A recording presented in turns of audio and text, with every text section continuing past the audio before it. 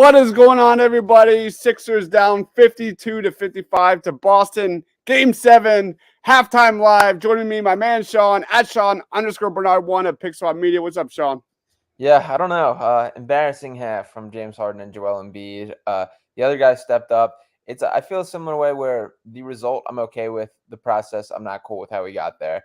To be down 3 at the half, like this is a game, this is still winnable. This is something, but it has not looked pretty for most of this, and I'm definitely a mess as well. Hot mess. Absolutely hot mess. And you got to start thinking about playoff frauds in Joel Embiid and James Harden because Game 7 on the line. Here's the shot chart. It is getting really ugly. James Harden is back to his foul baiting ways, looking for every single foul rather than look for his shot.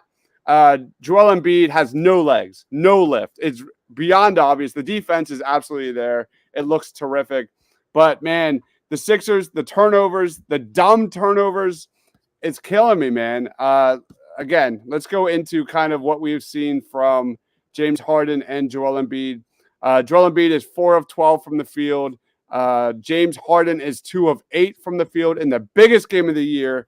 Your two best players are 6 of 20 from the field. This game is up to the Sixers role players. Tobias Harris, Tyrese Maxey, DeAnthony Melton, PJ Tucker had a great first half. We'll get into it.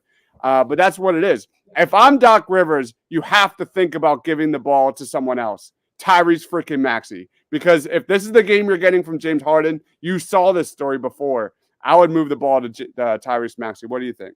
Yeah, the number one thing I'm seeing is we're seeing the worst version of Joel Embiid and James Harden, where they're attacking with the intent to get to the free throw line, not with the intent to score the basketball, and that's stunting everything. Harden specifically has been obnoxious about it. It's to the point where it's so obvious that he's trying that the times where he's actually getting fouled, he's not getting the calls, and it's the whistles have been all over the place this half. It has been bizarre. But yeah, Tyrese Maxey has looked like the most cool, calm, and collected player on this floor for the first half in a Sixers uniform. PJ Tucker right up there in that discussion as well.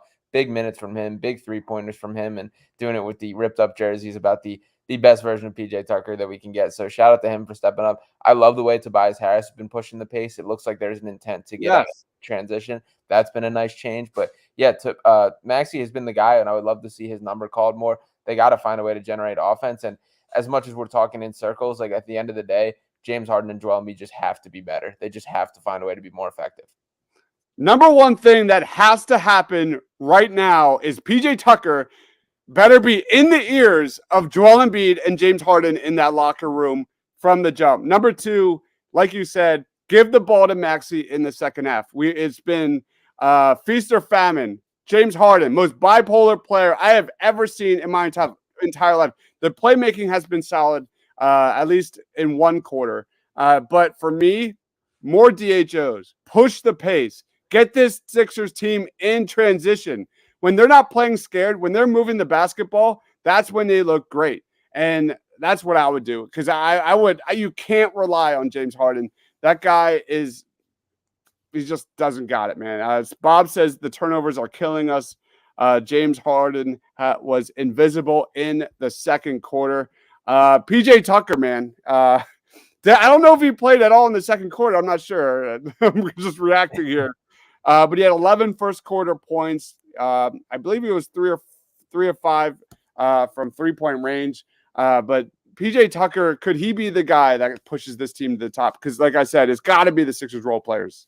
Yeah, he's been the dog that we hoped he could be, and schematically, it's a big deal him hitting those 3-pointers. That's the difference with them putting Robert Williams on the floor is they essentially are giving the Sixers those corner threes. The fact that PJ was able to punish them early on could change the game, and we saw Al Horford pick up his second foul. We saw Marcus Smart getting some minutes on Joel, so it changes the picture for the Celtics when he is hitting shots. I need a little more out of Niang too. I don't know, outside of grabbing Jaylen Brown's knee on the bench, we haven't seen anything from him. That was bizarre too. Yeah, it's good to see Tucker stepping up. This is why he's here. It's for these moments, but across the board, it's just got to be better. And I liked a lot of what I saw from Tucker. Even that little hook shot was nice. We haven't seen enough of that. That's been like a staple of his game in years past as well. Yeah. Him rolling off the pick, being able to hit that shots. That hasn't been there all season, so it's been refreshing to see that. But PJ Tucker is not going to make or break this game, unfortunately. Yeah, I don't know if Niang is going to get minutes in the second half because what he pulled there was absolutely embarrassing. Crazy. You just can't do that in a big moment. Yeah, that's basically all I got, Sean. It's got to be Maxey, it's got to be Melton, it's got to be Tucker, it's got to be Harris. All four of those guys absolutely need to step up, and I hope we'll be talking about these guys during our post-game show. Any final thoughts on the first half?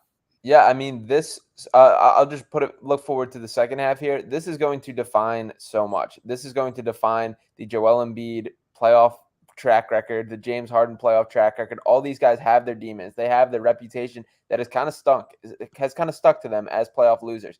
They have a chance to wipe the slates clean. As poorly as they played in the first half, and it was bad, they have a chance to change everything by stepping up and having an impactful second half. So I need to see it. I need them to step up, and we'll see if it happens. There's going to be a lot of effects depending on how this second half goes, and I just hope these guys answer.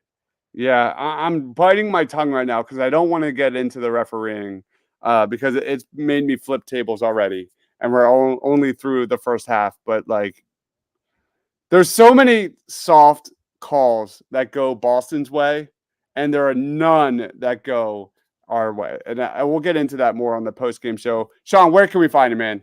Yeah, check me out. Follow me along on Twitter at Sean_Bernard1. I'll be tweeting away through the rest of this game. Check out Pick Swap Media for we'll be back here live after, so make sure to tune in. That's the next thing, and I'll give a more full breakdown then.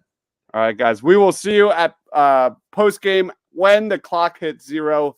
For better or worse, it's gonna be wild. He is Sean. Go give him a follow on Twitter at Sean_Bernard1. I am Dives, Mr. Crockpot, feeling dead inside. I can't feel my body right now.